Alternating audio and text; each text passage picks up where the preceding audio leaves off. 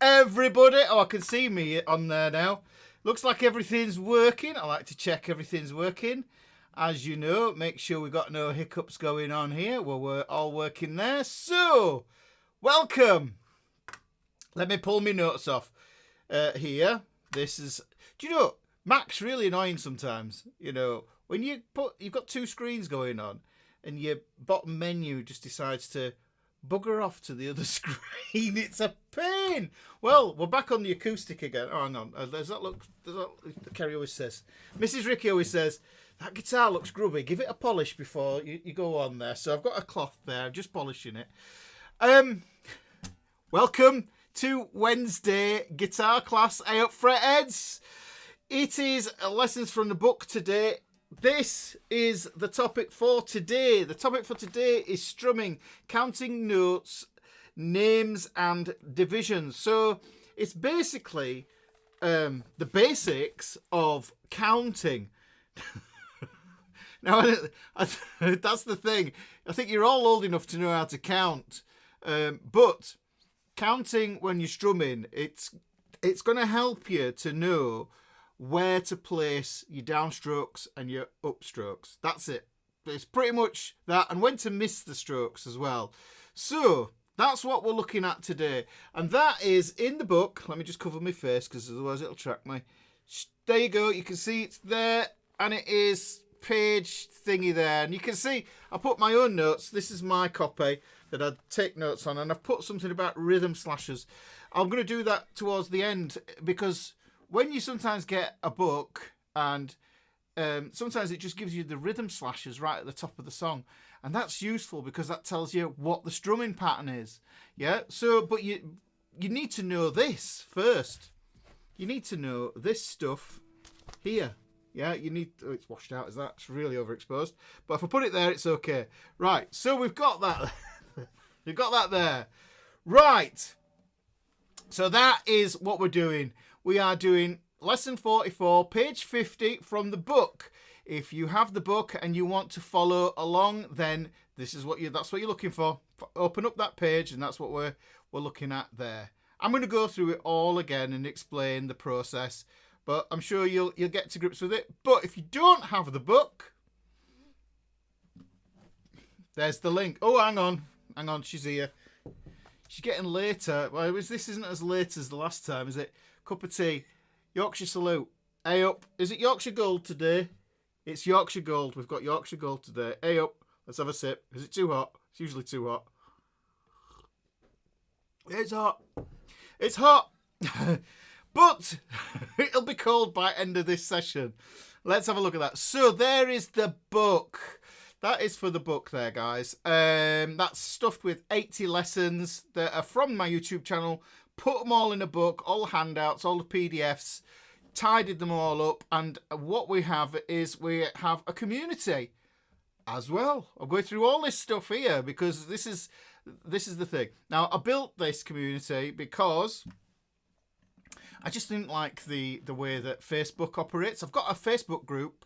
It's a wonderful group, and there's a load of people in there. They're all fantastic people, and they're asking questions and stuff like that. But what happens is I don't get to see the questions.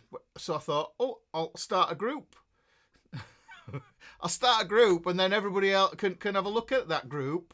And then, so that's called the Fretboard Fraternity, and it's free. It's free. It's free to you guys. All you have to do is just go there, sign up. And then you can have a look, see what's going on there. Let's have a look at see what people have been up to in there today. Let's have a look. Will this do this? All right, great. I didn't show you my desktop, or I didn't show you my notes or anything else today. So this is what's going on in the Fretboard Fraternity today.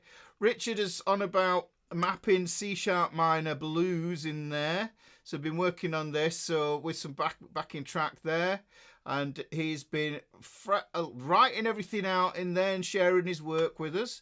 And that's great. I get to have a look at it and make sure if I can help out, I will do. So I'll put that in. He put that up there.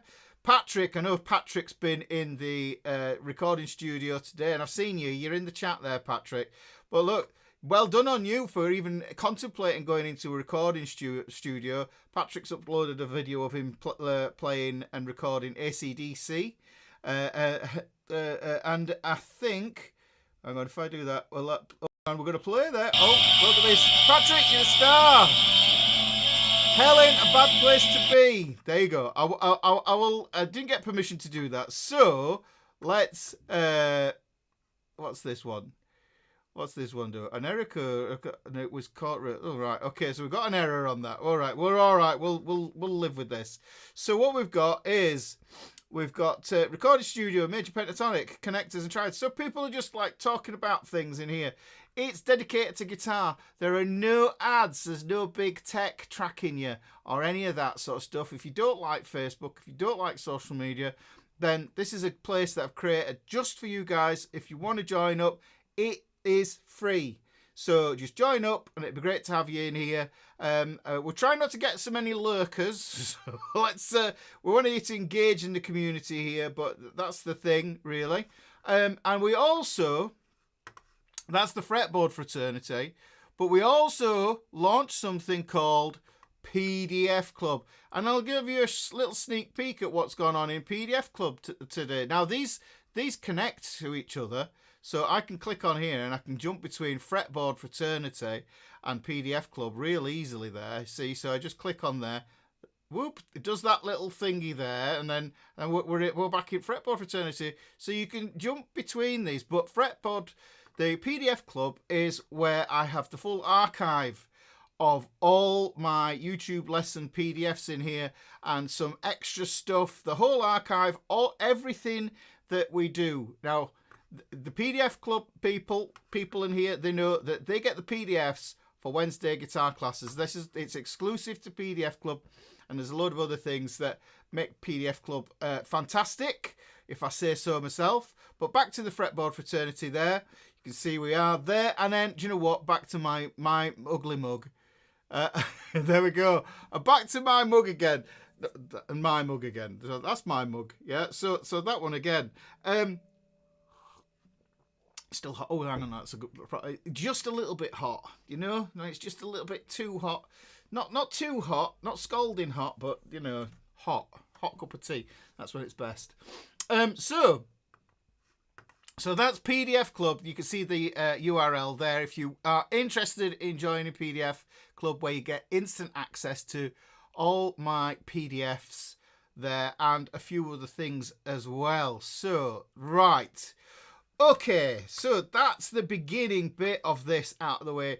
Now, I'm kind of talking in Fretboard Fraternity and PDF Club during the week, and I think, you know, I'm getting to the point now. I'm just thinking, you know, this 30 minutes at the beginning, it's just where the waffle happens, you know. I think we just resigned to it just being like a 30-minute thing. So really, it kind of, I don't know if it really negates what I'm going to say here, because we've got to do some housekeeping, really. And it's like, as you can see, if you look in there, in the chat, you can see that people are rolling up. Yeah, and they all chat to each other in the chat, and it's a great place to be, and it just makes it fun. It's just a fun thing to do, you know. Do you know what it reminds me of? Back in the day, my mum, she got right into CB. Do you remember it? Citizen Band Radio.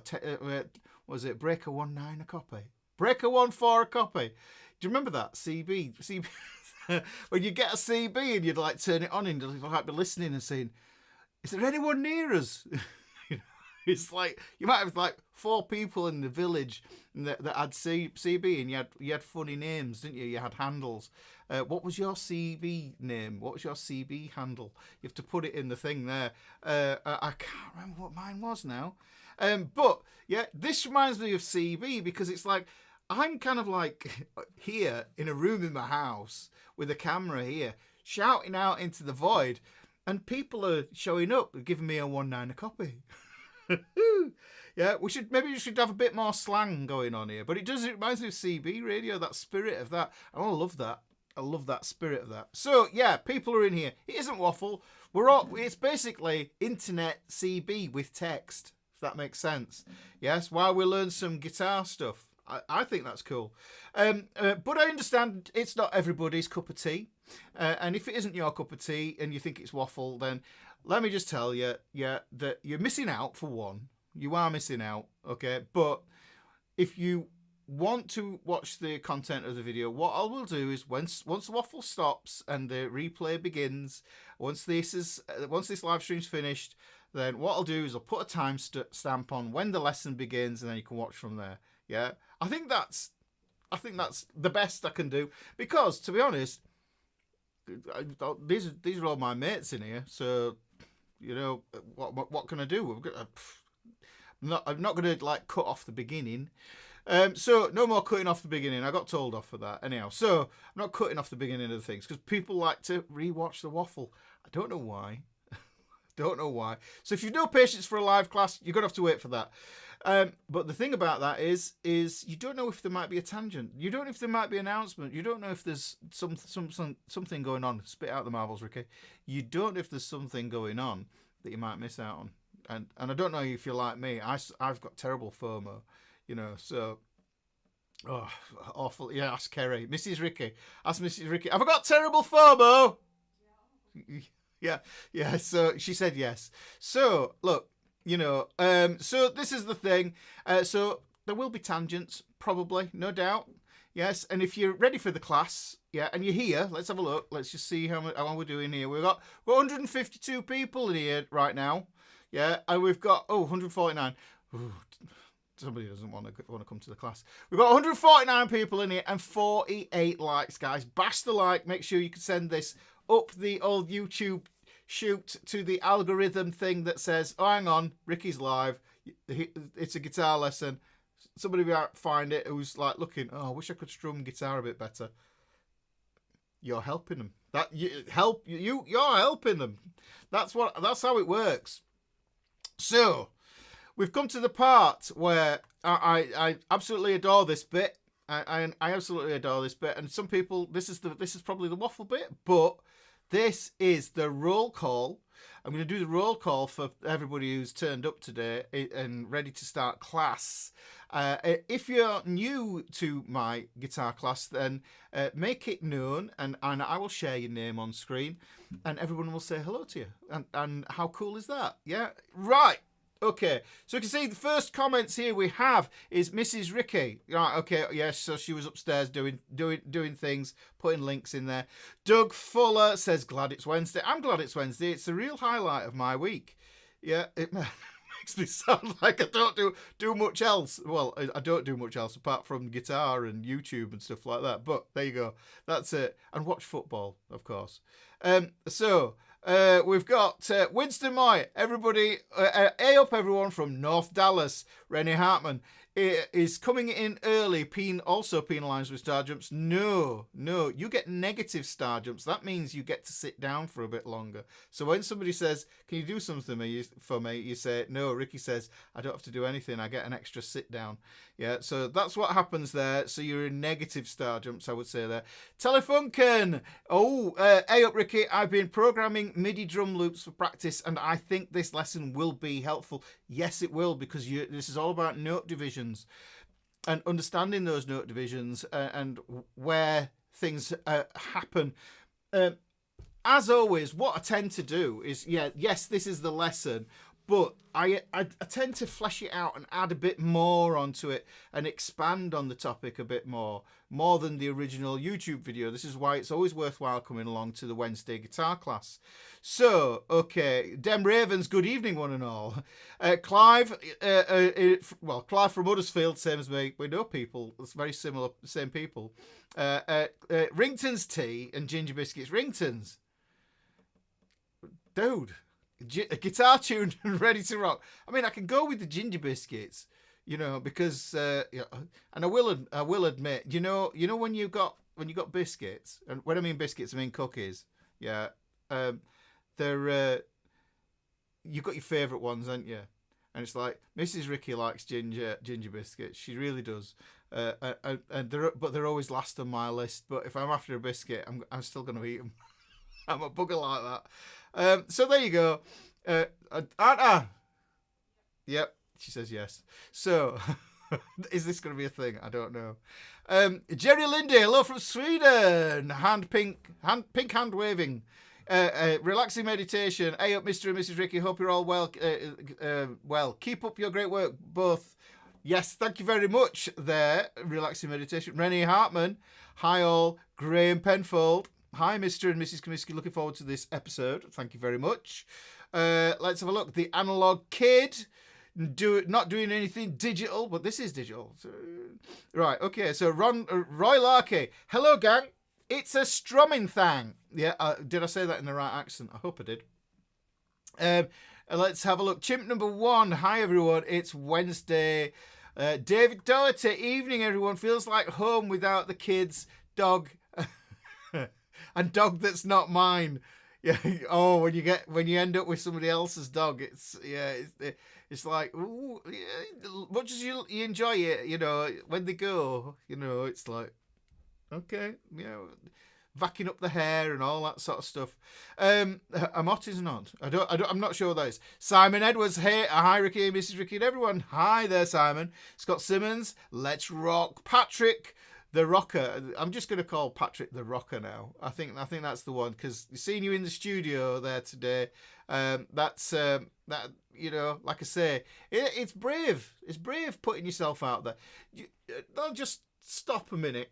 Or just, I wish I need a screechy tire noise there. But the thing is, just to really kind of, as you get older, doing things in front of people, it can be one of those things where you get a little bit reticent to do it. And I think, unless you get to that stage where you just like, kind of sod it, I don't care what anybody thinks, then you're going to do what you're going to do. You just got to watch how far you take that, But what I will say is that Patrick's been in the studio and he's recording some AC/DC tracks. I think that's really big and brave and bold sort of thing to do. And I think that's worthy of some applause there. And even that's champion old lad. Even that's champion old lad. So we'll get that in there as well. So well done, Patrick. Miserable weather in wet Bromwich. Ugh. Phil James from Welsh Wales. Everyone is good. Thunder Ace, OG, my OG. Danny Russell over the valley, getting in earlier than usual this week, so no star jumps for him. Carter Hutchinson. Eyup Mr. Looking forward to today's session. Hello everyone from cool Central Indiana on a cool sunny day. It's miserable here. It's miserable. It's horrible. Billy Joe here. It's like attendance at school, isn't it? Yeah, miss. Yes, sir. Yes, Sean. Sean says, I understand there's gonna be waffles. True S armor. Sean. My dude is here. So let's have a look. Do I get our star jumps for being early today? No, you get negative star jumps. That means you get a sit down. And that's a new one. I think that might be a new thing. You have to have you get a nice sit down. When you sometimes just need a nice sit down. That's one of those days today, actually. All right, today will be yesterday as soon as tomorrow comes. For there to be woe, there must also be joy.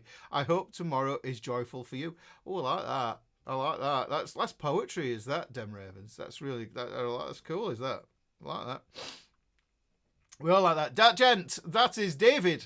I think I'm right in thinking that is right. It's David. Mrs. Ricky in the house. I hope Mrs. Ricky's getting some fan mail, and she's quite flattered by it. So there you go. Al Bain, he's driving in his car, but he's listening. Okay. That's the thing. He's always listening. Al Bain is always listening. So Matt Cochran, hello, Eyup Fretboard Fraternity. Matt from Kent, WA. Is that Washington, USA? Mike G, would the UK please take back Harry and Meghan? I have no idea who they are. I think something to do with Harry. Something to do with royal. I don't get involved in that stuff.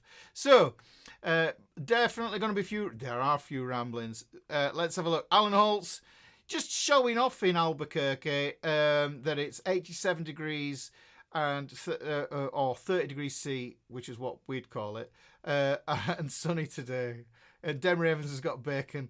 Okay, so Clive saying he loved chunky nut jumper weather. Always loads. I hate winter. I much prefer summer. So Christopher Campagna, good that you are here. Greetings from Holland. Question: Comiskey is not an English surname, right? In my case, no. You won't believe it. It's actually an Irish surname. Yeah, it's slang for from Comerford, from across the river. Yeah, Comerford. The ones who came from across the river. Yeah, and it got slanged into Comiskey. That's what I know so far. So John Steer. So it's Irish. Comiskey Park. You might know Comiskey Park in America. I think there was a White Sox baseball stadium. That's the one. So Chuck, South Oregon, happy to be here. Wayne Johnson at the ranch near Cowtown. I love Cowtown. James Anderson, especially like, oh yes, grab the PDF deal, guys. Totally worth it. Hello from Canada. Thank you, James. Yes, I've been trying. It's nice, shaping up nicely. There's more stuff to come. And Alan Mackey, hello from Soggy, Tennessee. Oh man. You guys have had a bit of a rough trot over there, with the hurricane and everything. Awful stuff going on. Keep seeing that, our thoughts go out to you, and and good vibes, sending good vibes your way for all that. It's horrendous stuff. Steve, hey up, big A up. I haven't got an A up, but never. Lawrence Adida, A up everyone from Greywet, South London. Here we are. Paul Lotter. Evening, Ricky. Hello, all. Cats rule. Right, we're getting to that point where it's like, hang on, how long we've been going now? 24 minutes. Let's go. Let's fire through these. So, let's have a look. Mike Gleason, Phoenix, Arizona, -7. Mike Jesus, -7, add 9 is a fine, widely used chord, I noticed. Yes, it is. It's one of minor 9s. I like minor 11s though. Minor 11s. I do like a nice minor 11, but then I do like a good dominant 7 with a flat 5 as well. I do like those, but it depends what day it is. Really, I can get as gronky as you want. Carter Hutchins says, I smashed the like button. Anyone else? Yes, smash that. Hey, Brenda's in the house. Haven't seen you in a while, Brenda. Yes, life is treating us well. I hope it's treating you well as well. Let's have a look. Greg Barrows, evening all. John, A up all lad. Oh, hang on, I forgot then. I've got a now then lad. Now then lad. We've got a now then lad, John. So Eva Dunstan, hi from Swansea. Looking forward to the lesson, Ricky. Well, welcome. And I don't know if it's your first time, but here you go. There you go. Marcel Leblanc. Chilly, 14 degrees C here in Montreal. It's not that cold here, but we're getting there. We're getting there. Nancy Parsons. Hello, Nancy. How you doing? Stuart Smith. Hi, all. Jeffrey Hildebrand. Jeffrey from Wisconsin. Let's have a look. Clive says acoustic again. Yes. Let's have a look. Joanne Weaver. Good day, all. Let's have a look. Richard Grissom. Out from sunny South Florida. Oh, how are you doing? How's Florida fared after the old hurricane hit? Well, I hope it's okay. Vicky DeMeo from Kentucky. Is that close to where all this action's been going on? Sean Pellegrino, A up. I like that one. Aiken Kent, hello again from Northern Cyprus. Ooh, Cyprus. That sounds idyllic to me right now. Ron Carrillo in California. Lisa Dew, hi, this is Lisa from California. Dan Bailey from Tennessee. Steve Bay, A up from Leeds.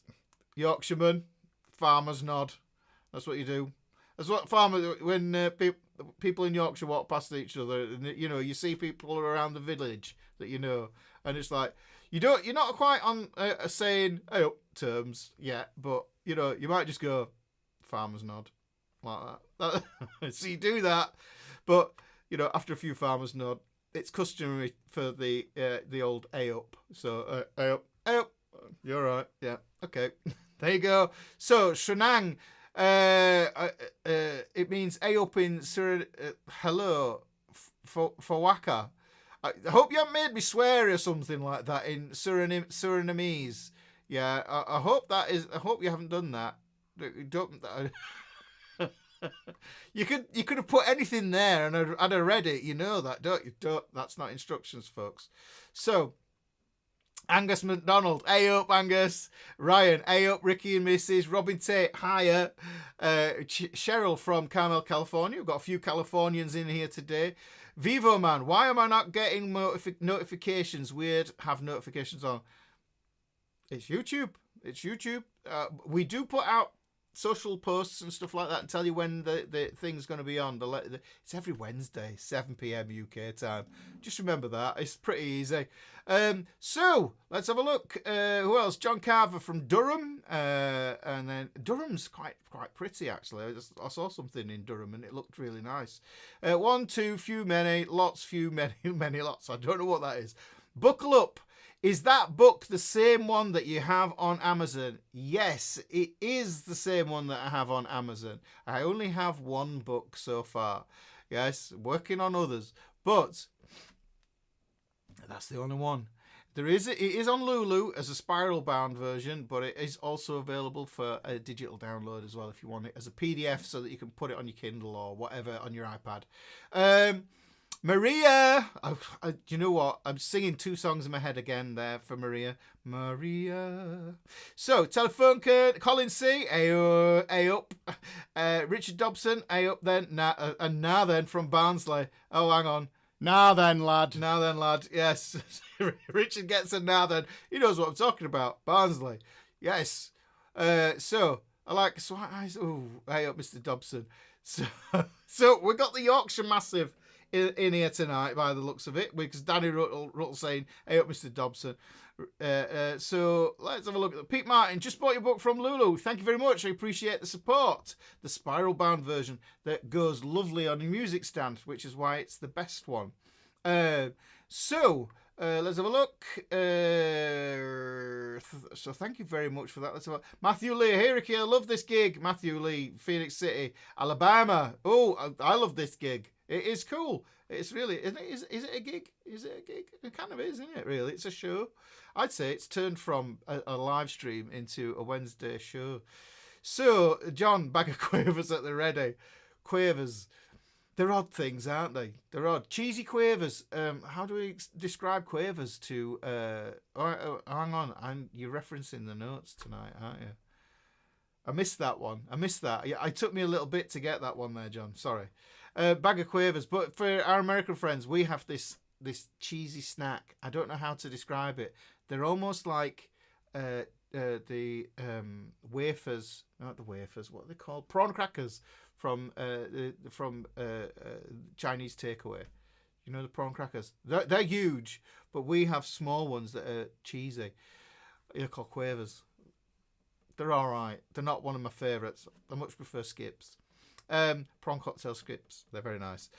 So, Harry Grocott from Wolverhampton.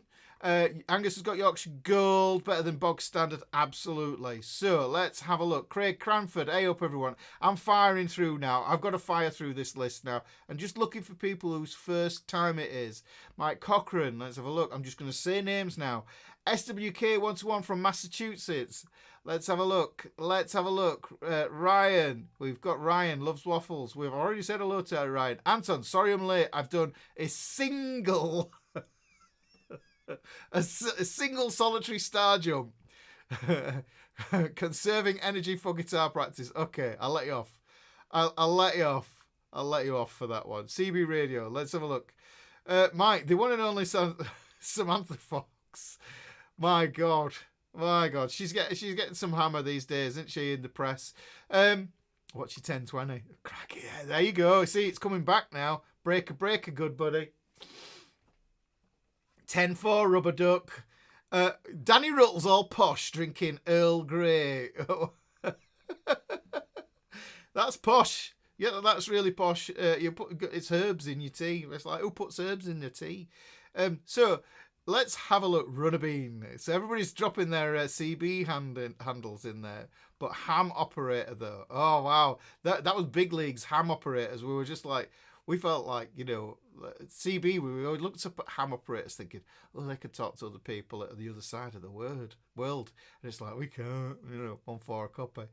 Shut up, enjoy the waffles. Yeah, waffle on, Ricky. Right, okay, so we're getting down to the bottom here. Claude Capodestras, Eyup everyone. So anybody else? NLP Doc. The other video you mentioned about how our brain recognizes patterns is generalization. Oh, do you know what? The thing is, I think if it's palatable, I do think that if it's palatable, you shouldn't let the truth get in the way of something that's going to help you to learn a skill. Doesn't really matter. I hope that makes sense. Chomsky, Noam Chomsky, is that? I'm guessing that's Noam Chomsky. NLP Doc, I imagine then you're a Bandler and a Milton fan, because it's a while ago since I did an NLP thing a while ago. But it's really useful and it's informed a lot of my teaching, to be honest. Dave Ominsky, which is almost like my name. Put C on it, yeah, and get rid of the N. So NLP Doc, you are new. Hang on. Let's add him to the broadcast. I am new. You need a profile picture, right? Okay. So if you are new, well, what we're gonna do is we're gonna say, welcome to the live stream. Okay, this is cool. Yeah, this is cool. Thank you very much for turning up today, spending your time here. The waffle kicks the BBC One show into touch. Oh, crikey, there's females on that. You'd rather look at this. There's obviously something going on there. Mike Gleason, new. We have Mike. Okay, let's have Mike in here. Let's add Mike in there. Let's give him a round of applause. Welcome. Thank you very much for turning up. And let's have a look. Vicky DeMayer, daughter's getting married Friday. Got to run and do wedding prep things. Well, we know how stressful that can be. So have fun with that and just enjoy it. Really, that's what it is. And it doesn't happen that often. So. Well, hopefully not. Hopefully it's all brilliant and it all goes. You have a swimmingly day. Question is, if you're retired, is it still hump day on Wednesday? Ooh, that's quite the question, isn't it? It depends how you divide your week up. It really does. It depends how you divide your week up. Let's have a look. Anne Boseman, Eyup, greetings from Holland. Let's have a look who else is in here. Michael Tonero from Ohio. I hope I'm not mangling names. Oh, Steve B just said lemon puffs. They're a good choice, actually. They're a good choice, but I'm not too sure. Jaffa cakes. Dunk Yorkshire pud in your tea, Frank Hewell. Oh, that would be frowned upon.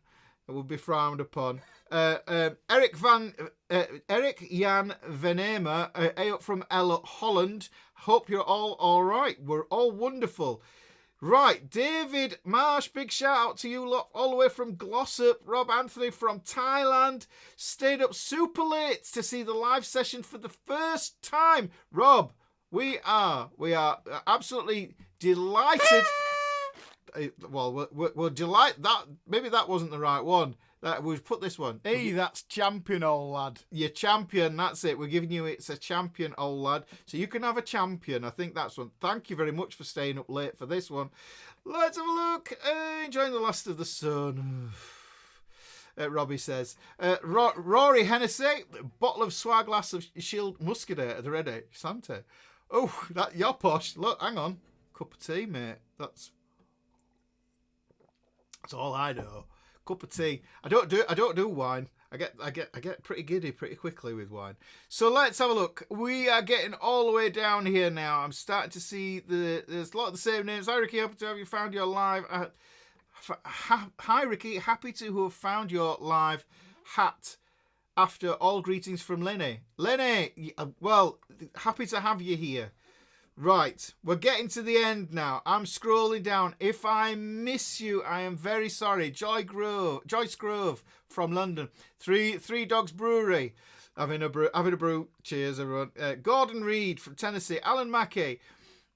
Bill from South Carolina. Let's keep going. I like to do the roll call. Make sure everybody's here. Everybody's in the house. Is anybody missing? You know, have a look around and see if anybody's missing. Is anybody missing from this, from today's? Well, they need to catch up. Let's have a look. I'm scrolling to the bottom. Mash the button already. Yes, make sure you hit that like button.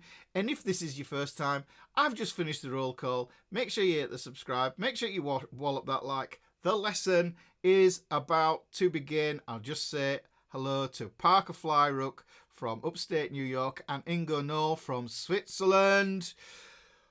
Whoo! Sean is on his third glass of whiskey as well. You might have to go. And Jeffrey is missing. Oh, as long as you're not beside yourself. You know, so I always found that one a weird one when somebody says, "Oh, yeah, oh, I was beside myself." Well, how could you be beside yourself? Because you are where you are.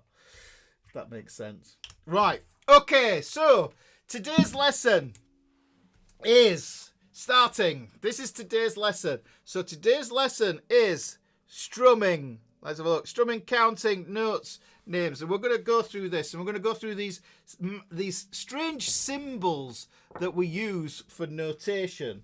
Yeah. We're going to use these symbols for notation.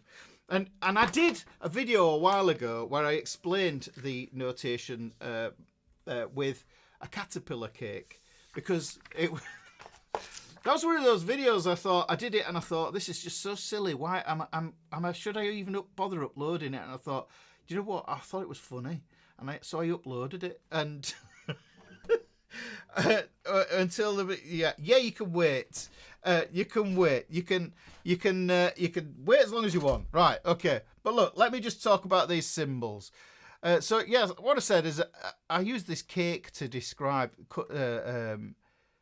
the musical notes, the notation, okay? Now, you'll have heard lots of different ways of this described, but this is my way of seeing it because, you know, I'm a little bit potty. And, so this is my way of doing it. Now, what I will do is I will write the symbols out and I'll show you a few things of the way that these work. And basically, what you've got to do is you've got to memorize these as glyphs. Now, hang on. I'm saying this as a kind of a future-proof idea because I have a whole curriculum and a scheme of work written for reading standard notation. And the insight is that if you memorize the notes as glyphs, instead of using the staff or the stave and the relativity of notes to that stave, to define the pitch, because what will happen is you find yourself counting up the notes. You go space, space, space, or line, line, line, or oh, hang on, it's off the stave, let's add ledger lines or whatever. Well, if you memorize these things as glyphs, I thought about it and I was thinking, because I quite like Sumerian history and Egyptian stuff, ancient Egyptian stuff. I'm quite fascinated by that. But hieroglyphs and glyphs themselves. So if we look at the pitch, we could look at pitch as being a glyph. Now, the thing is, you need to understand the basic anatomy of these glyphs. So essentially, this is writing in a different language. You're writing in a new language, and it's no different than thinking about it in the terms of like Egyptology or cuneiform or is it cuneiform?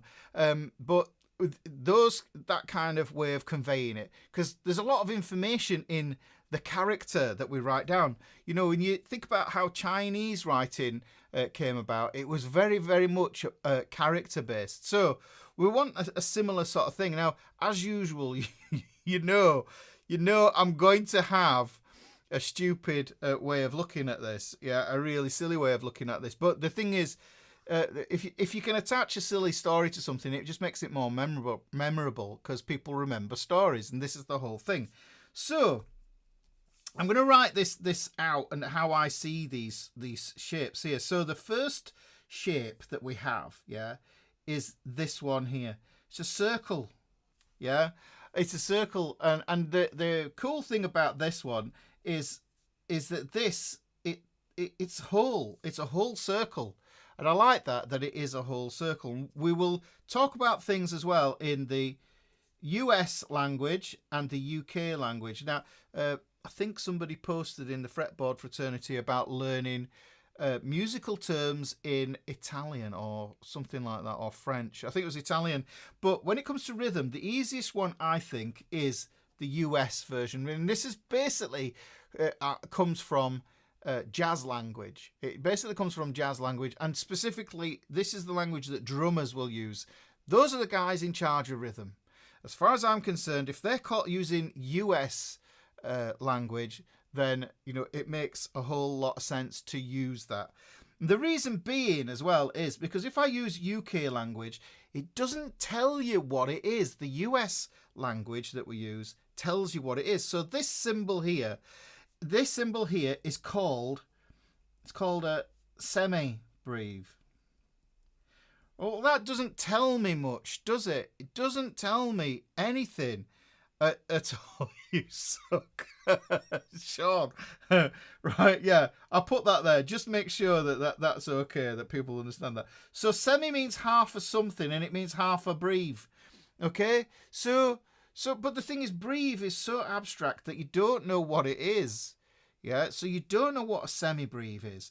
But that's the UK term. If we use the US term, then what we get something called a whole note. Yeah? It lasts for a whole bar. This is the thing. It lasts a whole bar. Now, what I think, the way I look at that, I think it's a circle like that. And this is why I explained it in cake. Because the thing is, if you look at cake, if we had a cake like that, that's the whole cake. It looks more like a hat right now, but if I put some candles in it, if there's anybody's birthday there, so if you imagine that as your cake, all right? There's a cake there. So that's the whole of the cake. That's the plate that it's on. It's not a hat on fire. Okay? So we've got this here. That is the easiest way to describe this symbol. But semi-breve. Well, yeah, Carter says semi, he says breathe. No, breve, B-R-E-V-E. But I know in some parts of the UK they would say that. Or, yeah, I'm breathing. Yeah, it was like, it would be like that. Richard says, actually, it looks like a hole. It does look like a hole. If I filled it in, it would look more like a hole. But, yeah, so the thing is, it's very abstract, is that. I don't, what's a breve? It's kind of like when people say someone's ruthless. I don't know, if you take less off, what's being ruth? I don't understand what that means, yeah? Or gormless. What's a gorm? Yeah? So, same thing. Let's not do it that way. We'll use this US term here. We'll use whole note, and it will make sense. So what we do is, if we want to take this semi-breve, this whole note, and then we split it into two, right? So we get the same symbol. Get the same symbol like that, but what we do is, to show that we've cut it in half, we stick a knife on it, and that's what I'm saying, that this is, you see like that? That's the knife for cutting the cake. You see there? Hang on, it's got a fancy wooden handle there. So there's the knife for cutting the cake. So that's the glyph that I'm using there. Okay, NKN. Look. I hope you're going to do those star jumps. You are late. You've missed roll call. Yeah, so star jumps are imperative. Now, the thing about this is, right, is gormless. A gormless is the same as a feckless? Probably, yes. Now, the UK version of this, okay, is this. Do you know what? I wouldn't be surprised if it was derived from French. Minim, it sounds like a French word, doesn't it?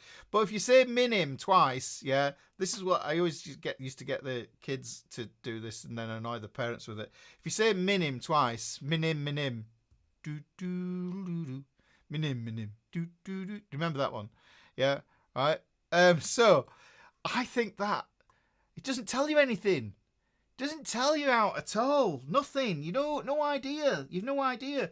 But what we do know is we've got that knife, we've cut that cake, we've cut it in half. And now what happens is we get a half note. Okay? We get a half note. Lovely.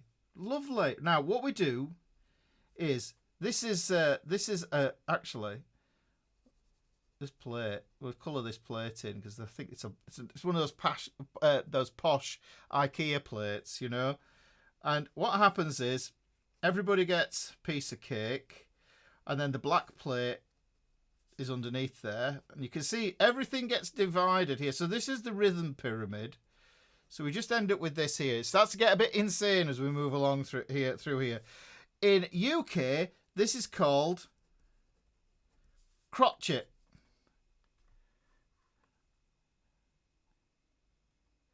Crotchet. It's like, isn't that like knitting? Isn't that like knitting, or that game that you play with the hoops and the clubs on the lawn, and you hit balls through it, you know, through the hoops, yeah, or those potato things that are covered in breadcrumbs, you know, bit like them, croquet, bit like that. It's abstract. It doesn't mean anything. The label doesn't tell you what it is, whereas the US does. Yes, because if you think about it, half, right? So we take the whole bar and we've divided it, we cut it into two. So that is represented in the fraction that you get there. So here, crotchet, we've got 1, 2, 3, 4. So the whole bar, we get 4 of them. We get a quarter note. That's much easier. Whole note, half note, quarter note. And you start to see this division as you go down there. You could make a hat for your teapot. You could make a hat for my teapot. But this cake's still burning. Nobody's blown out the candles. So let's go here. Now, the next one we've got, right, okay, is we've got these. We're going to put these on here. So we take those crotchets and we're dividing those up. And then what we're doing is we're putting flags and stems on those. And then let's have a look. I've got enough room. This is where it starts to get tricky because I've got to fit them all in here. Okay. I've got to fit them all in here. And then what happens is we get these.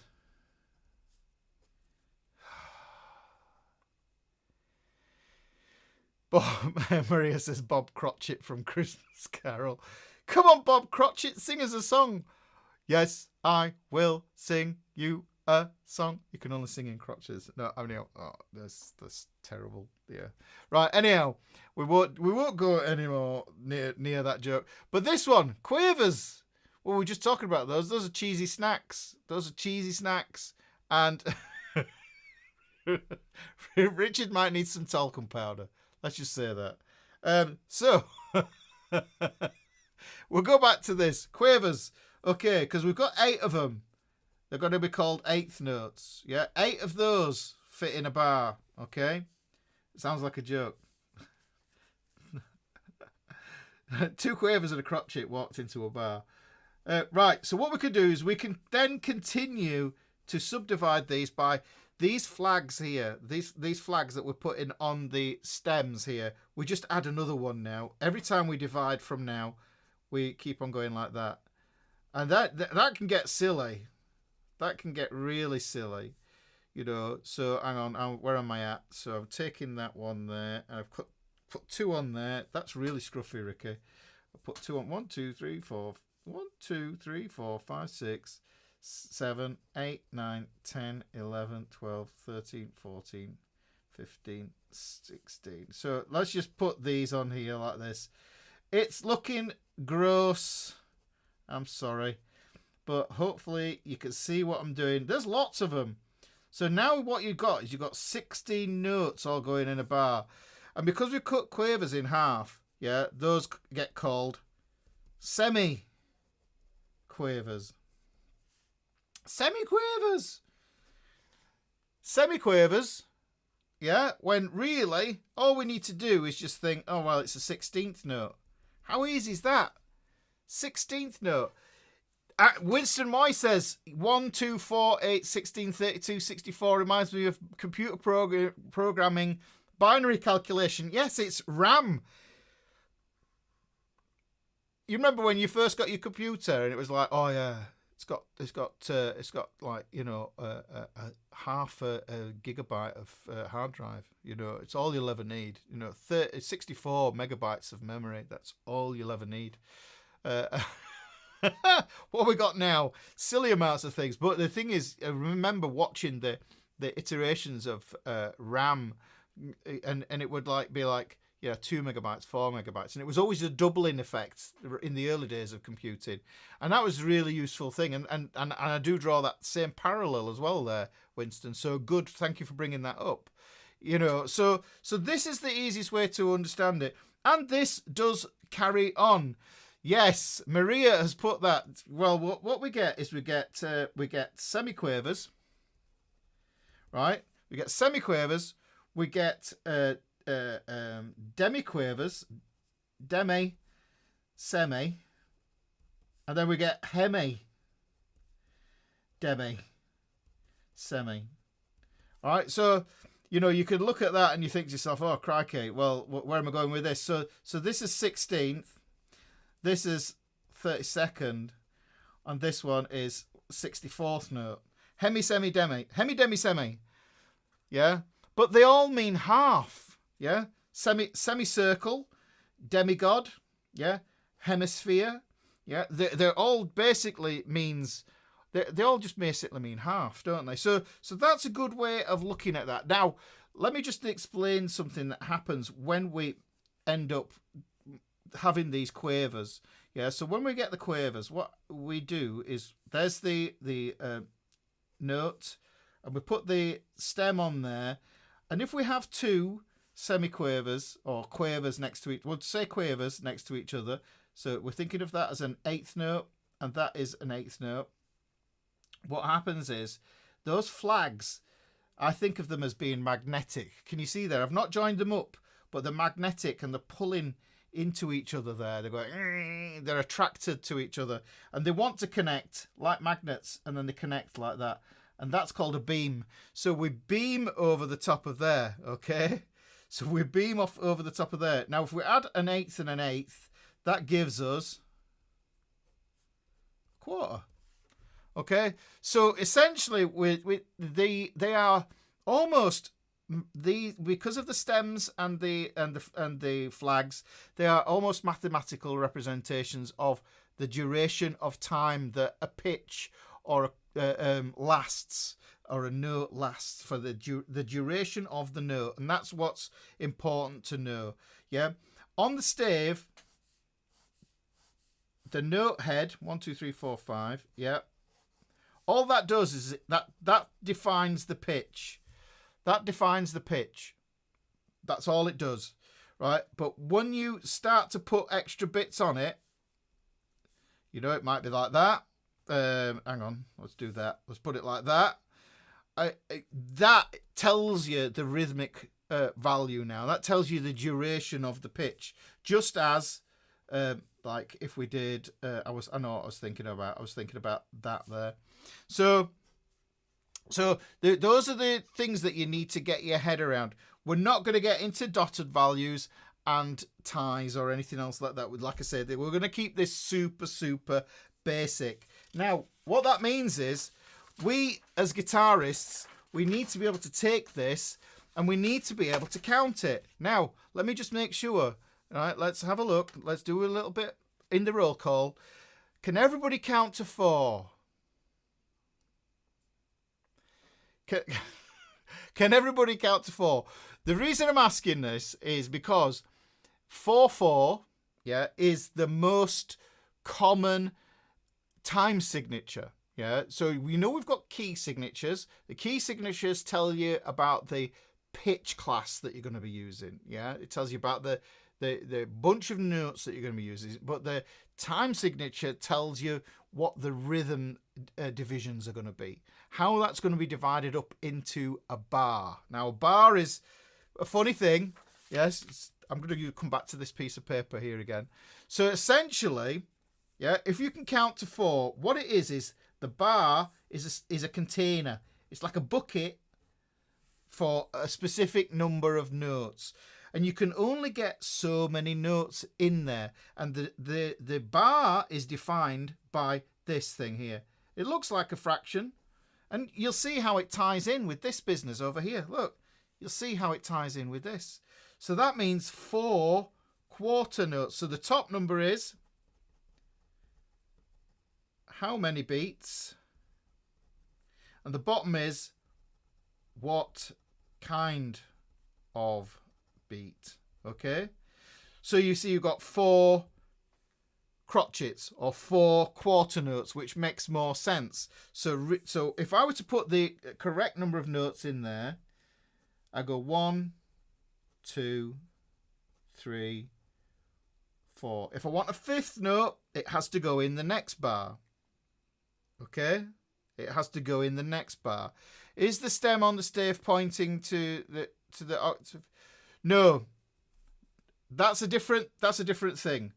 Basically, if you've got a note on the stave, yeah, the B that's in the middle here, yeah, if this note can go either way, you could put it under either that way. It's about tidiness, really. If the note is underneath, then you'd point the stem up. If it was above that B line, then it would hang down. It's just about organising them neatly. Okay? Carol's off for a bar for a drink in 5 minutes. Well, thank you for being here. So look, you can see here, like I was saying, 4 beats in the bar. That is how we understand it. Now I'm going to come back to this because this is where people kind of get a bit stuck because they miss out something, a secret ingredient to strumming that makes it make sense. So let's have a look at this. So like I say, we've got a whole note, and that lasts for 1, 2, 3, 4. I want you to imagine that this sheet of paper is 1 bar. Yeah, this is a bar line. This is a bar line. So this is the container for a count of 4. We go 1, 2, 3, 4. 1, 2, 3, 4. That's what's going on. Now, in guitar, we sometimes, hang on, I'm going to go back to that other piece of paper and draw this on here. We get this in notation. Sometimes we get this, and then we get this. Okay, these are legacy from bowing technique from violin. Okay, these are from violin. This means bow up. This is the tip of the bow, and this is the edge of the bow. So if you know how a violin bow looks like, it's got a bit there, it's got a twisty bit there on it, and it comes out here. It's got a pointy bit, and that's the horsehair there, right? So this is the back of the bow, and this is the front of the bow. And then these got adopted for upstroke. Hang on, I'm writing this. So no, sorry, that's downstroke, and then that would be upstroke, right? Now, hang on, that didn't even look like a P there, Ricky. So down and upstroke. But I think it's easier if you just use the letters for that, right? So on this one, we've got a D for a downstroke. We've got a D on there for a downstroke. So at the beginning of this, so if you had a chord and it lasted for a count of 4, 1, 2, 3, 4, like that, we would have a downstroke on 1. Okay, that's all that would happen. And this would be where the note gets, the note or the chord gets strummed. Yeah, for the whole duration of that whole note value. So we've got that there, right? I'm going to put that there as, yes, I'll put it as a whole note. Whole note. And remember, PDF Club members, these are going to be uploaded tomorrow, I think. Tomorrow, I'll get them scanned tonight. So, the next one we take is the half note. Because it's a half note, what we've got to do is we've got to split it over here. Yeah, and you see that we get 2 of them. So 1, 2, 3, 4. Now what happens is we get a down strum again on 1, and we get a down strum on 2. What I'm going to do is I'm just going to get the guitar, and I'm just going to show you on the most forgiving of all chords. The most forgiving of all chords is the E minor chord. If you take an E minor chord, and so we're going to take that there, you can hear. The reason the E minor is so forgiving is because 4 of the strings are open. As long as you're in tune, you're going to be good. Okay? So this is going to be on that count of 4. We're going to go 1, 2, 3, 4. 1, 2, 3, 4. Okay, it's 1, 2, 3, 4. So I need to strum down and I only strum once, and the sound of that strum has to last the duration of the count of 4. So I go 1, 2, 3, 4. 1, 2, 3, 4. 1, 2, 3, 4. 1, 2, 3, 4. Now, if we go half notes, what we're going to do is we're going to do a strum. Let's have a look. See where we do the strum. So we do a strum on 1, and we do a strum on 3. There's a lot tidier in the book, is this diagram. So you can see strum on 1, strum on 3. So I'm going to keep that same tempo, not changing the tempo at all. So it's still 1, 2, 3, 4. 1, 2, 3, 4. Now I'm going to do it as half notes. And we get 1, 2, 3, 4. 1, 2, 3, 4. 1, 2, 3, 4. 1, 2, 3, 4. Does that make sense? Now, it's really useful to do this with a metronome or drum beat. There is a channel called Lumbeat, Lumbeat. I highly recommend his channel. I've used it for years in my teaching. He's got some great little drum patterns, and they go up and down in increments of 10. So you get one tempo in your wrist, and you get that locked in, and then you push it up 10, and you keep pushing and pushing and pushing until you get it to really good tempos. You get a mix of tempos, a library of tempos. I think that's really important. So here we go. We've got this one. So we've got that there. Hopefully that makes sense. Now all we're doing here is we've just got this downstroke. I will also just quickly say that, yes, I'm going to address something that I know is a problem for people who are beginners, especially for strumming, is like pick falling out of your hands, the grip of your pick, gripping it too tight. What you can do is you can use one of these. This is, I don't know if I cover my face, will it focus? There you go. Right, okay, this is a Dunlop, Jim Dunlop. It's a wafer thin 0.38 mil. Look at this. Look how flexible it is. There's no, it's like paper. Yeah. Now this is great for starting strumming with. So if I do this with this now, it reduces the volume, but there's less resistance with the pick. So it means you can actually focus on strumming. So it's a really good tool for strumming. You know, this might be the difference between success and failure. So really, honestly, you know, worth buying. So 2, 3, 4. 1, 2, 3, 4. Okay, do you see how that felt way easier? There's less resistance of the pick against the strings. Yes. So Lumbeat. Yes, Eric. John says, why don't we strum up on the 2 and 4 instead of 4? Well, this is the thing. What we need, John, is we need to build in the engine. Now, you know when your car, one of the spark plugs goes, and I don't know if you call it pinking. Yeah, we call it pinking. But if it's pinking, it means it's not firing right in that cylinder because there's no spark getting to that cylinder. So you might be firing on, 3 cylinders. There's 4 cylinders in your engine and you're only firing on 3. Yeah. And what that does is it puts the whole thing out of the car, and the engine doesn't work right.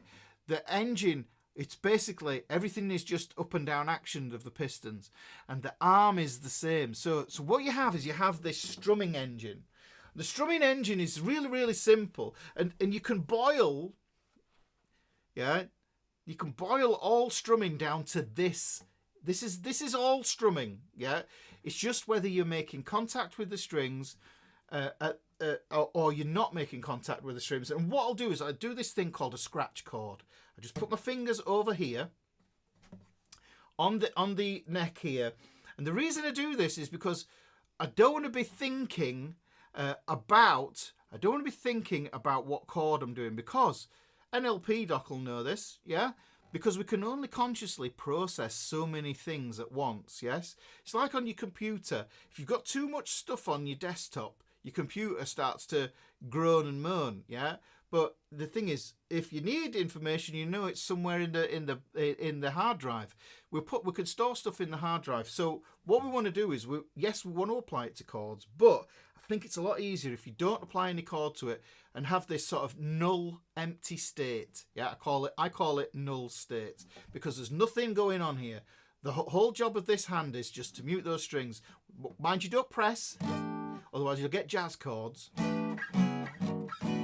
Yeah, we don't want jazz chords. What we want is this scratchy sound. And to me, it sounds a bit like Pac-Man. Okay?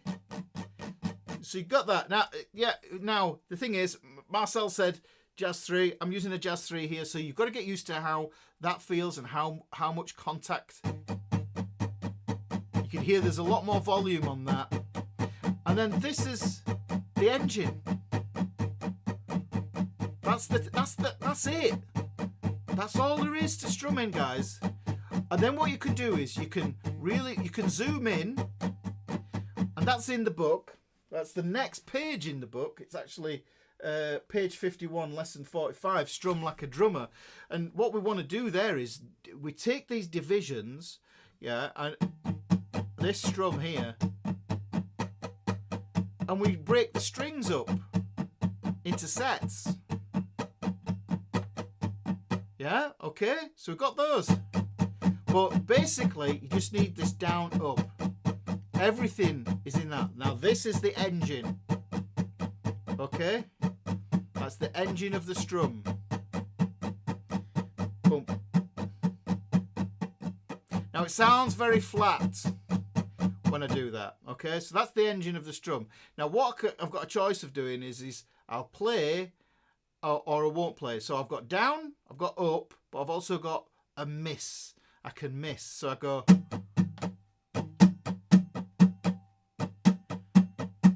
But the hand keeps going up and down. The engine keeps going. It's essentially, when you miss, it's like putting the clutch on in the car.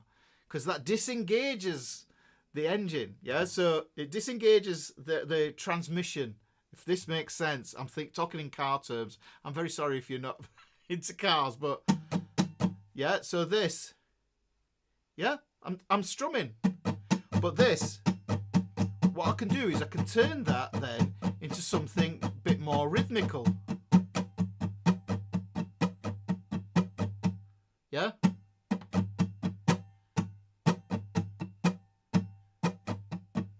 This is why I refer to that lesson as Think Like a Drummer. You can hear it almost starts to sound like someone playing a bongo drum. Yeah? A very simple drum, just single drum, and what you can do with that. So, hopefully that makes sense. The engine is really important. There's another part that is really important as well. The pendulum. Yes, the pendulum. And I talk about this, the pendulum of the strum. And what you have is you have the excursion of the strum as well. I'll come back to the excursion of the strum because it's important to be economical and efficient with that as well. So let's get back to this here. So we've got the this half note here. We're going to turn these into these quarter notes. So we've got quarter notes here. So the quarter notes there, and we know that's beat 1, that's 2, that's 3, that's 4. These are going to be down strokes as well. I'll come back to this. When your car injector number 3 goes, then your engine misses a beat. Yes! You miss a beat, and the thing is, and then next thing you know, you've got an expensive bill for the mechanics. Right, so now what we're doing is hopefully you can see how these blocks line up. If I take this block here, you see that this, what I do is if I split that down, then I get 2 more underneath. I split it down, I get 2 more underneath. So you can guess what's coming next. We're going to put these here. These are going to be quickly and hastily drawn. So, you know, it's like, I apologize if they're not as neat as they could be. If I was taking my time with it, then they could be so much nicer, but there we go. So we want to get fired through this. So there you go. You can see that we've got these are, so that's quarter notes. These are eighth notes. And this is where the engine really comes in here. And I'm going to talk about this one. We've still got down there on the 1, 2, 3, and the 4 there. But what we've got to do is when we count, we've got to be able to count We go 1, and we need some way, a word to put in here for this value here. So we've got 1, and we're just going to put this as and. It's not plus, it's not add. It's 1 and 2 and 3 and 4 and. Right, now what happens is we maintain the downstrokes, yeah, on the 1, 2 and 3, 4 on the main part of the beat. Yeah, so we've got on the downstroke there, down, down, down. So it's always down there. The next thing we do is we put in this upstroke. Because actually what we're doing is when we do the downstrokes, we end up doing a missed beat. There is a beat that physically we miss a stroke. Yeah. So if you remember, when I went from E minor, I'm playing the E minor. Yeah. When I went from 1, 2, 3, 4, 1. That's the whole note. 1, 2, 3, 4. Here's the half note. Here it comes. 1, 2, 3, 4. 1, 2, 3, 4.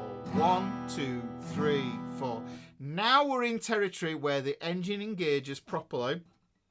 1, 2, 3, 4. Now, I strummed that 4 times with downstrokes, but in between each downstroke, there was a missed upstroke. Okay, so down, miss, down, miss, down, miss. So that's 1, miss, 2, miss, 3, miss, 4, miss. That's the engine. Okay, now what we do is we don't miss. If we don't miss, then what happens is we get the upstroke on the ands. Yeah, on the and of 1, on the and of 2, on the and of 3, on the and of 4. That's what happens. We get that upstroke. So if I go like this, 1, 2, 3, 4, 1 and 2 and 3 and 4 and 1 and 2 and 3 and 4 and. Can you hear how we're getting double the strummage? Yeah, we're getting double strummage. Okay, so we'll do that. Okay. What I can do is I can miss on the downstroke, and you'll hear that I get syncopation.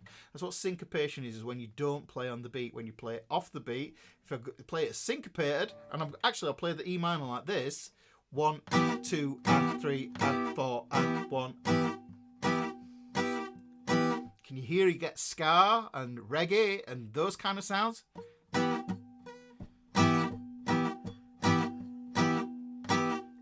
That's all on the upstroke. Okay, so putting that down here. So 1, 2, 3, 4, 1 and 2 and 3 and 4 and 1 and 2 and 3 and 4 and. Yes? Okay, now I will say that for beginners, you don't need to go much past this, but just to make sure that we have this in here and we make sure that we know what we're doing, let's put this in here because I want you to be able to say it as you play it. Okay, it's really important. So more dodgy drawings of quavers here, but these are semiquavers or 16th notes.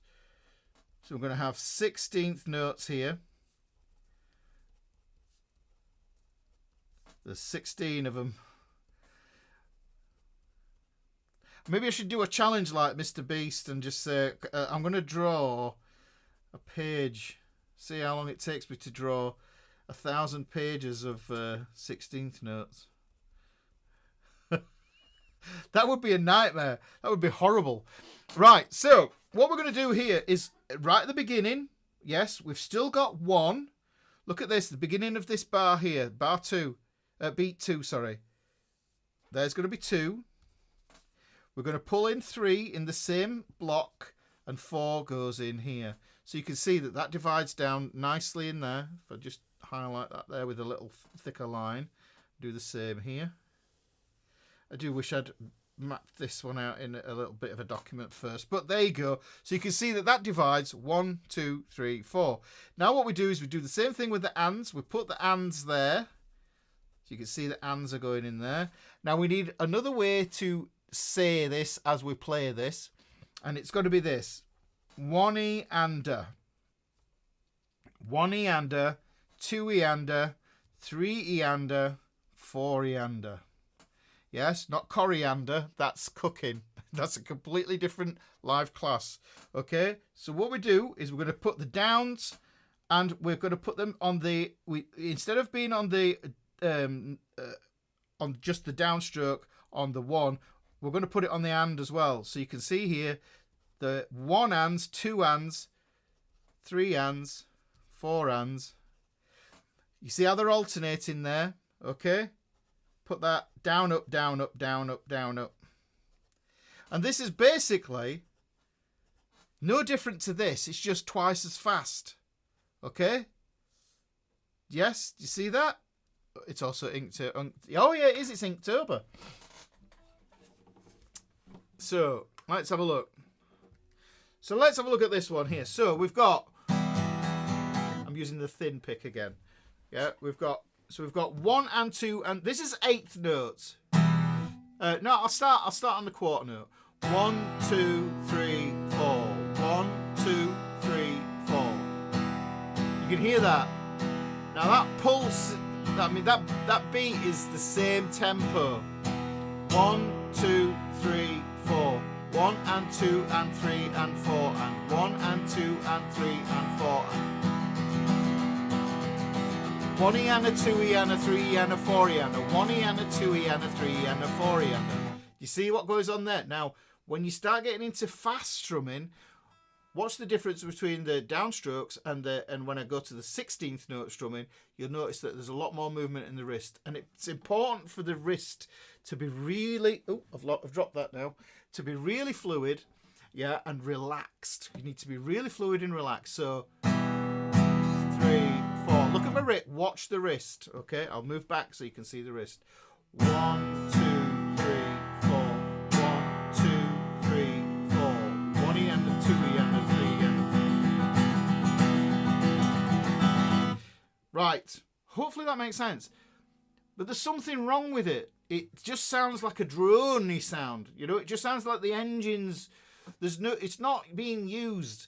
You know, when a car drives, what makes a car? When you see a car chase on a TV show or something, what makes it interesting is the fact that the course that they're driving around, it makes the car do specific things. It makes the interesting engine noises. It's and all that sort of stuff. We want similar, a similar idea. Yeah, that's crazy. A similar thing, yeah, with the strumming. This is the secret, guys. This is one of the secrets, yeah? This is one of the secrets to understanding this. Yeah, and we've got to talk about it because we are humans. Are we not humans? We are not Devo. Yes. So, I'm just dropping these picks everywhere now. Let me just pick up my pick. Pick up the plectrum. Right. Let me talk to you about something. What was...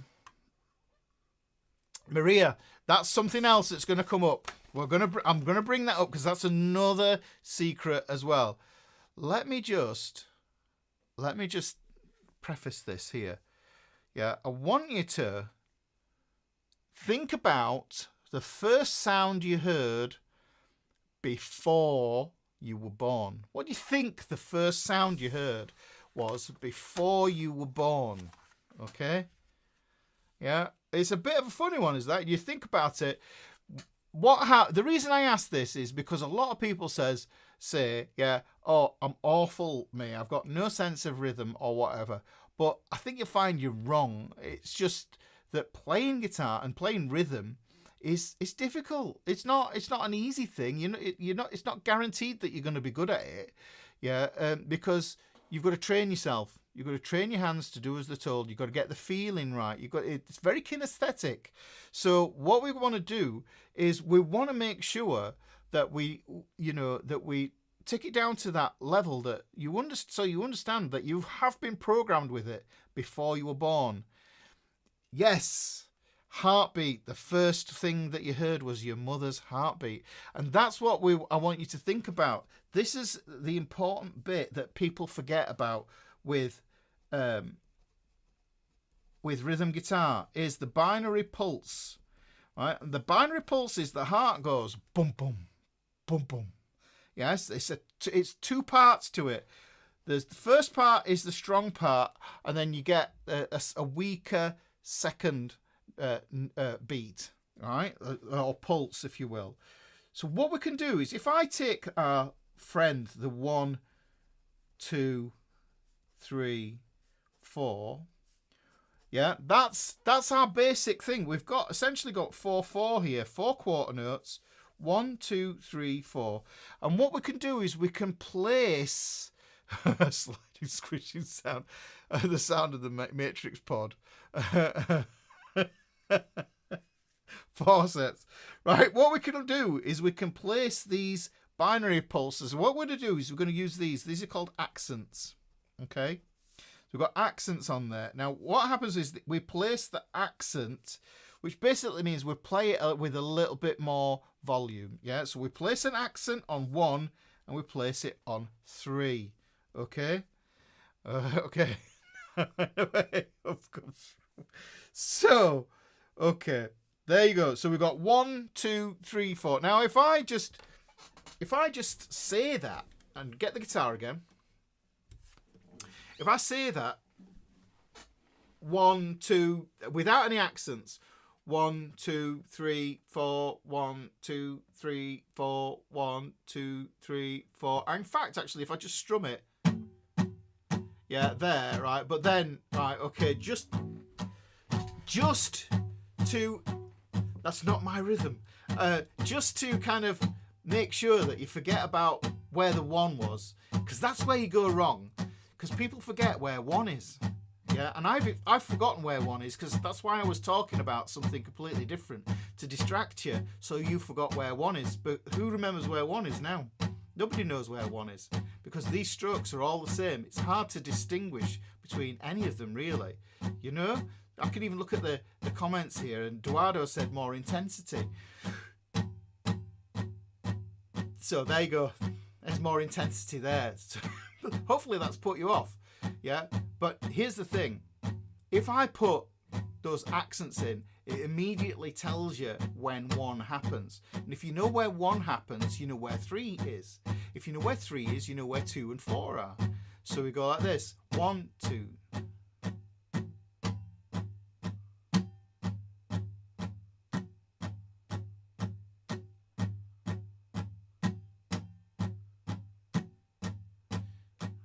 Now you can hear where the 1 lives. I did it with the thin pick. A little bit harder to hit a good convincing 1 with that. But hopefully you can hear there is 1 and 3 there. I'm overemphasizing that accent. Now if I put the E minor chord back on that,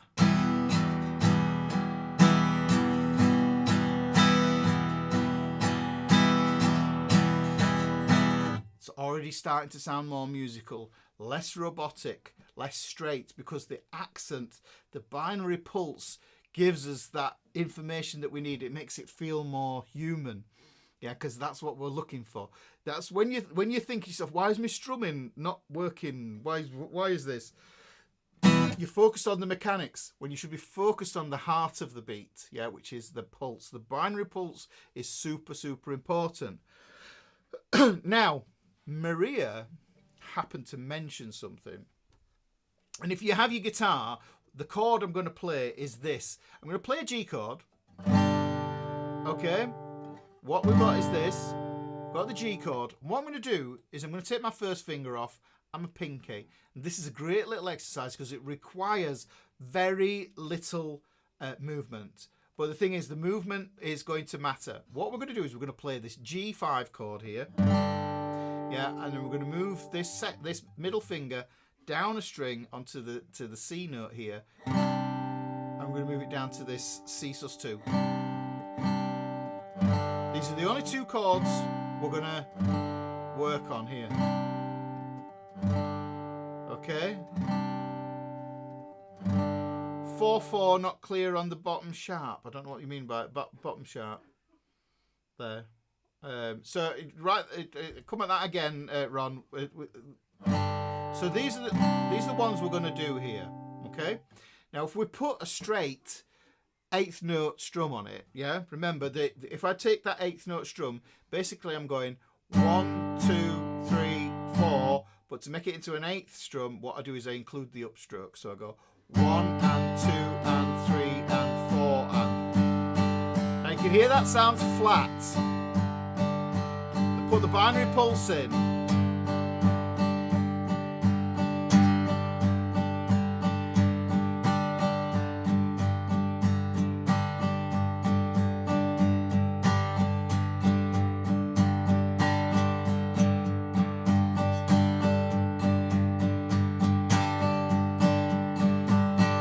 The bottom number is quarter notes, so 4 quarter notes, 1, 2, 3, 4, like we're showing you here. So this is 4, 4, yeah. So that's 4. Top note is how many beats, and the bottom is what kind of beat. Okay, so 4 quarter notes. Essentially, it's just think of it as a fraction, and if you think of it as a fraction, 4 quarter notes would equal a full thing, a full bar. Okay, hopefully that makes sense. Now, let me show you this. This is the secret. All right, this ties in with this idea of the strum. I'm giving you the. This is absolutely. This is gold, right? So need you to focus with this. Need you to focus with this. Live to play guitar. I struggle with single eighth note, flag, and rest. Mess me up. It's just down and up. It's just down and up. Downstroke, upstroke, and then where you miss. That's all it is. Keep the engine going. You've got to focus on the engine. Okay. So, like I say. We're going to do this. This is the exercise. 2 bar loops. Just take 2 chords.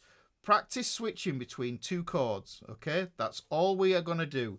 And so what I'm going to do is I'm going to take that first chord that I had was a G5. And that other chord that I had was a C sus2. Okay? And then what I do is I'm just going to do this as that rhythm there. Okay? Now, you might be wondering, what's he doing now? I've taken all those that were bridged over like that. Instead of drawing them in 2 groups like that, you can beam straight over, and then that's what you get there. So this is showing that there's eighth notes, and it's going to be down, up, down, up, down, up, down, up, down, up, down, up, down, up, down, up. Okay. But what we want to do is we want to look at this. This is what I call the magic and. Okay. I call this the magic and because what we've got is we've got 1 and 2 and 3 and 4 and. Can you see there? That's the count. 1 and 2 and 3 and 4 and. Now you've got to watch out for this because this looks like it's meant to mean something, but it isn't there really. That's just there to help you to understand the divisions. Yeah, but that doesn't exist, really. It's one continuous flow. So we've got this here, 1 and 2 and 3 and 3 and 4 and. And then I'm going to introduce this, the magic and. This is the magic and here. This is where you change chords here, okay? Change chords here. I'm going to go back to that example that I showed you before. Okay. So let's do that now. Yeah. So we go like this. Watch this here, guys. So the beautiful thing is that you can be really rubato with the tempo. Rubato means robbed time. Yeah. So you can rob time. If you can rob time, then you can slow down time, and you can actually slow down when it comes to the chord change so that you can observe everything. You have to observe it so that you know if you're playing it correctly. You'll know you're playing it correctly if you hear it being played correctly. If you don't pay attention and you kind of like you perform the exercise, yeah, then you will miss the whole point of it. You'll gloss over it and you will program your mistakes in. Yes, because guitar, a lot of guitar is programming. It's programming the kinesthetic, okay? But we do it intelligently, and the way we do things intelligently is we look ahead and we know what we're doing. So here's the magic and. Let me show you. So this is the magic and, okay? This is 4 and 1. That's as simple as it gets. There's 3 components to it. So we've got a downstroke, an upstroke where the chord change is going to happen. Yeah, you know, see I've got an open string there? That's fine. Don't worry about that. And then I put the finger back on for the 1 of the next bar. So, because what ends up happening is, especially if you're in C or one of the popular guitar keys like C or G, open strings are available to you. This is why it ties into last week's lesson, guys. So if we take this, okay, you don't see it. And actually, it makes the chords breathe. It puts breath into the chord changes. So if I take this now, and this is 8th note strum, yeah, going from the G to this C, sus2.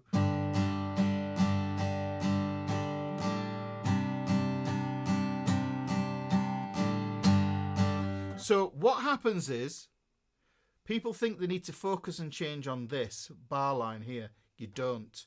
This is the secret. The magic hand is where the change happens. And you might say to me, well, what if there's two chords in the bar, Ricky? Well, you know, you would have an invisible division down there, and you would use the magic hand of the 2 there to help you if you were going to change to a different chord. Yes, if I was going, say that was going from G to D to C sus2 to E minor, for instance. Okay, but it isn't. We'll just keep it as 2 chords for now. So we've got this G.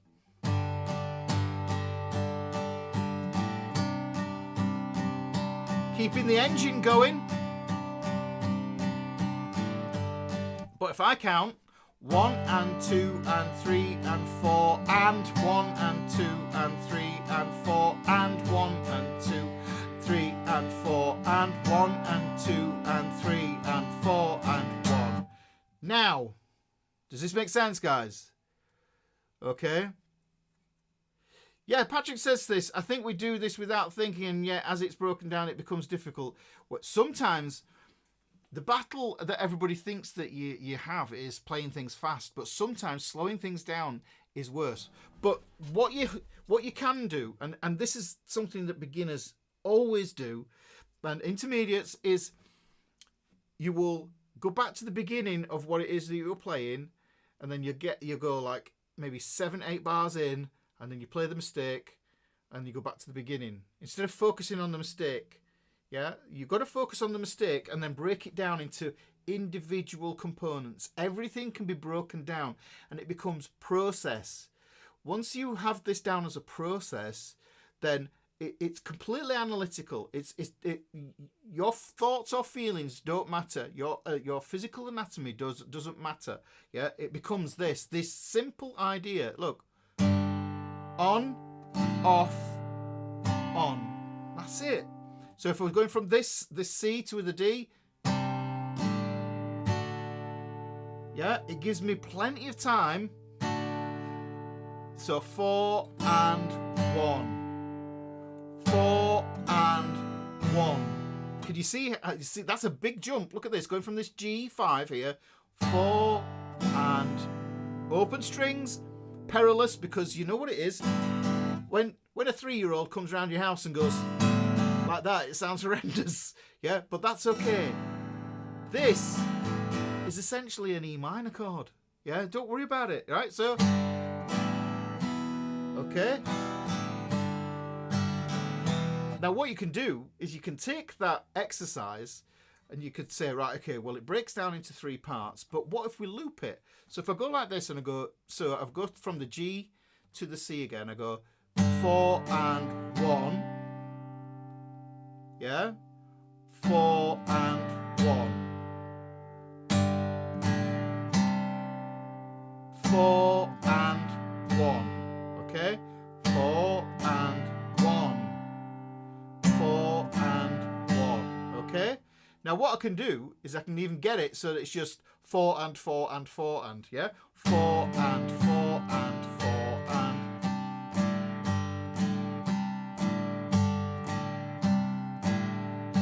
Okay? So we take that, and then here's the cool bit. So we go. Now, it sounds flat because we haven't put the binary pulse in. But listen, when I put the binary pulse in,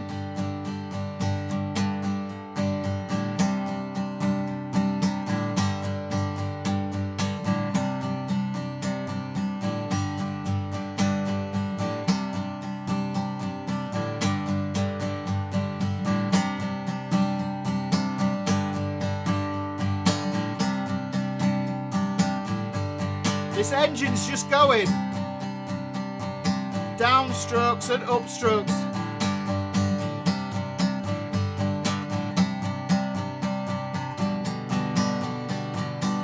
Now, last week's chords, yes?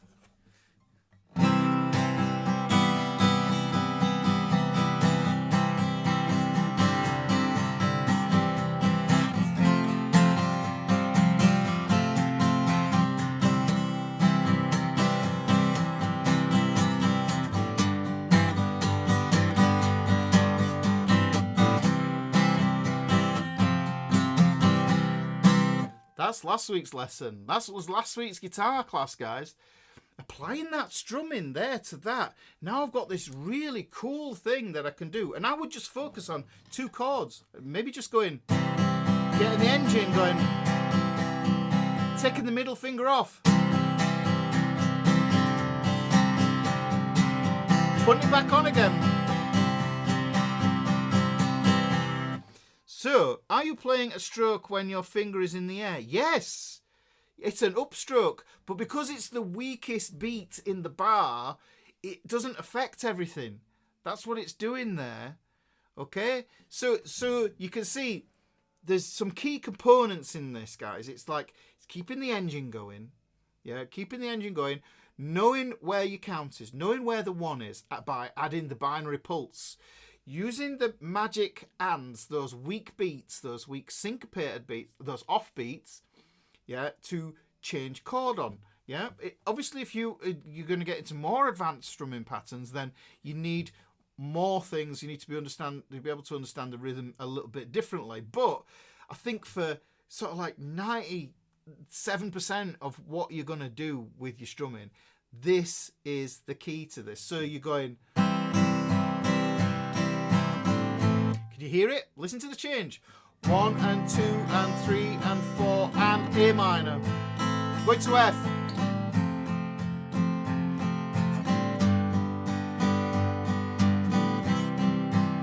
It gives you that little minuscule bit of time to be able to change. Now, one of the reasons I think that it works so well in C is because we have pivot fingers and anchor fingers, and that's something that I call clockwork chords, which is a whole nother story, a whole other thing.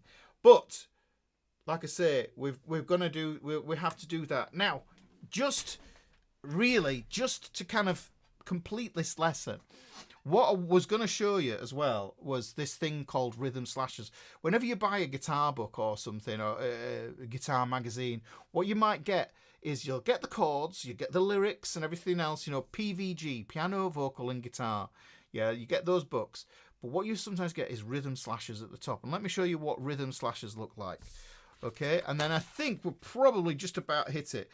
What we do is you'll get a rhythm, and instead of having a ball for the note, yes, it flattens out. We get this flat line like that. That's what it does. So it goes flat, flat, flat, flat, and you'll still get the same note value, yeah, and that's what you'll get there. And it might even, yeah, so you'll get like 1, so that if that was in a bar, that would be 1 and 2 and 3, and let's put it on 4 and, yeah. So that would be the rhythm slash, but it's usually shown right at the top of the song. It would be like 2, 3, 4, giving you the rhythm. It might even have something like this. Yeah, and it would just be like, that's the rhythm. Just shows you what it is at the top. This is called rhythm slashers, okay? Those are called rhythm slashers. They just take the note there, squish it flat, and you get a line instead. Yeah, and sometimes it might even have that into an X, that tells you that you play it as a muted strum. Yeah, 1 1 so you drag the pick on that, and that's a different idea, so we'd have to mute on that one. Okay, but it gives you the idea of what happens with those rhythm slashes there. Okay, so let's have a look. Live to play guitar with eighth note with flag. You just don't you don't strum the and. I'm not going to say that word. It looks. I don't know what that means, but we'll go with it. We'll yeah.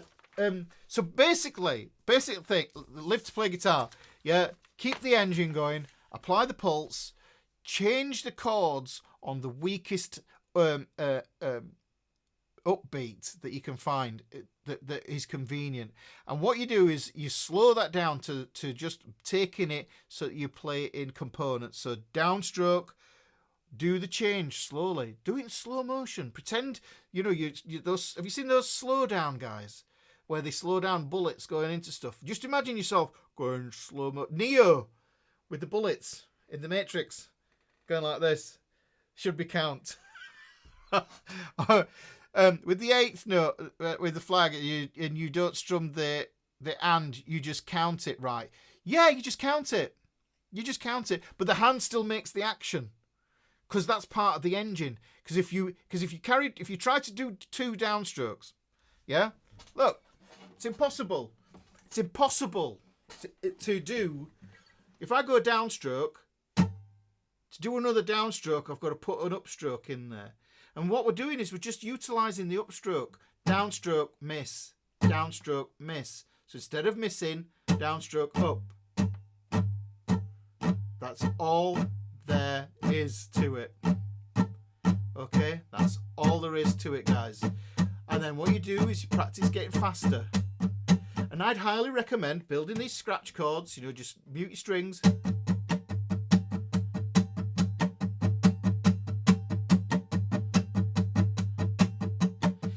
Now, if that sounds like it might be a good drum beat, then you're onto something. So if I put a chord on it,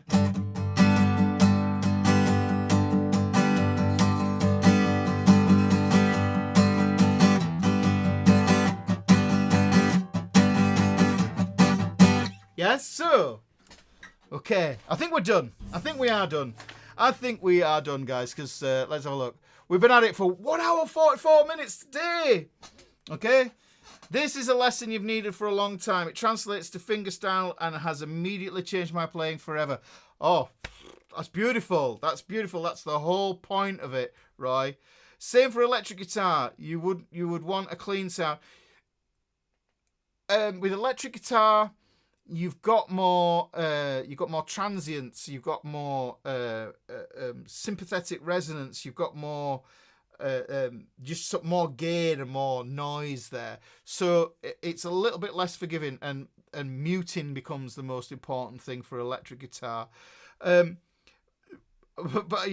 Dan, this is the thing. Sometimes it's like you might not see the value of a lesson straight away, and you think, oh yeah, it's just strumming and that. But you know what? The thing is, it's if it's getting you closer to playing the thing that you want to play the music that you want to play, then that's the whole job done. Okay, so I think that's the one. So and like I say, at some point I've been putting together actually something called a 10 chords course as well. That's coming soon. And that ties into this idea of clockwork chords. That's something that's going to be coming out soon as well, where we go through all the chord changes that you're going to need to play 99% of the songs that you want to play. And that's going to be coming soon. As soon as I've finished making it. It's nearly there, is that one. Right, all that remains is for me to kind of like, we're going to do this, we're going to wrap this up. So this has been a lesson from the book, like I say. This was this was lesson 44, page 50 from the book. If you haven't got the book, yes, then what you need to do is you need to go here to my store. You can get a link there to go to Amazon for the paperback, Lulu for the spiral bound, or you can get the digital download ebook, which will play on your iPad and your Kindle. And all the videos are in the same space. Those are available actually in the Fretboard Fraternity as well. So if you wanted to buy the online version, support my work here on YouTube, then what you'd do is you just join up with the Fretboard Fraternity, and this is the easiest way I think of getting your mitts on it. Is you go over to the Fretboard Fraternity, and then once you're in there, you click on the Learning tab. Oh, hang on, I'm in the wrong window there. You click on the Learning tab, and then you can see it's just there, and it's £17. There's the ebook version. But once we go in there, you'll see, instead of hunting around YouTube for all the videos that are related to each of the 80 lessons that are in there, the videos are all in there. I've put all the videos in there, and they're just there, ready and available for you. So it's like a mini course. It isn't a course. I should state, it isn't a course. It is not a course. Yes, but that is the book there, and if you do like my work and you don't want to miss out on any of my lesson PDFs, then there's also PDF Club. I'll put the link here. So if you want to join PDF Club, it'd be great to have you in there. The PDF Club and the Fretboard Fraternity, they're two communities that work in tandem with each other. Lots of stuff coming there, and yeah, that's me selling my wares, doing the thing. Deadbeats. There's a lot in my great deadbeats. Right. Well, that's, you know, is that every bar? Is there deadbeats in every bar? Right. Okay. So I'll just read some of the comments here and see what everybody's saying. 73s to all the hams in the chat. 73s. Right. I don't know what that means to all the radio hams. Yeah. So what is goodbye in CB language? 10-4 is correct. I can't remember what what was it? Oh, anyhow, it'll come to me. I'll remember. We might even make it a thing. Right, guys. So we're all wrapped up now, and I will see you in the Fretboard Fraternity and in PDF Club during the week. But if I don't see you through week, I'll see you through window. No. I will see you next Wednesday at 7 p.m. UK time for another lesson from the book, and probably start doing some lessons from PDF Club. I'll ask the guys in PDF Club which ones they would like me to do for this, and we'll see if they can steer us towards some new content that isn't actually in the book as well. That might be interesting. And I just say that I have got a load of questions from you guys, and I am aware that I get emails and I get messages and I get requests and stuff with lots of questions, and I try and answer as many as I can, but I can't always answer them. So I'm thinking of doing, is this a stupid idea? You've got to tell me if you think this is a stupid idea or not. I'm thinking of doing a marathon guitar lesson. Yeah, it's like in like 3 hours, and then have a little break, and then do 3 hours, and then do a little break. Or here on YouTube, do a full like working days worth of stuff, so I can catch everybody, because I'm aware everybody isn't available to come along to the Wednesday class. So if I do it so that maybe overlaps in people's time zones, I don't know. I'm daft. Kerry, when I said it, Kerry was like, Mrs. Ricky, she was like, oh, okay. Okay, right, okay. But the thing is, it means I get to clear the backlog of questions, yeah, and I get to spend some time with you lot. So I think that might be good. I don't know. Am I stupid? I don't know. I'm not burying myself in a coffin like Mr. Beast, you know? So there's that. Swings and roundabouts. Horses for courses. Right, guys, so that is Wednesday, the 2nd of October, guitar class, done and dusted, guys. Make sure you come back and watch the replay of this. You know around about the half-hour mark that's when the lesson's going to begin. So get in there, review all this sort of stuff, and make sure you apply it. And I want you to also, like I say, every week, just let me remind you, like I do every week, remind you, yeah, don't quit. Yeah, this is the best thing. Yeah, this is your friend. friends, see you through some good old times and some bad old times. It'll see you through all that sort of stuff. Yeah. So remember who you're playing guitar for. You're playing guitar for yourself, not for anybody else. Yeah. It's just for you. It's the gift you're giving yourself. Okay. Just to remind you. Okay. Just to remind you that that's what you're doing. So thanks for rocking up today, guys. It means a lot. Take care of yourself and take care of each other. And I'll see you there next week.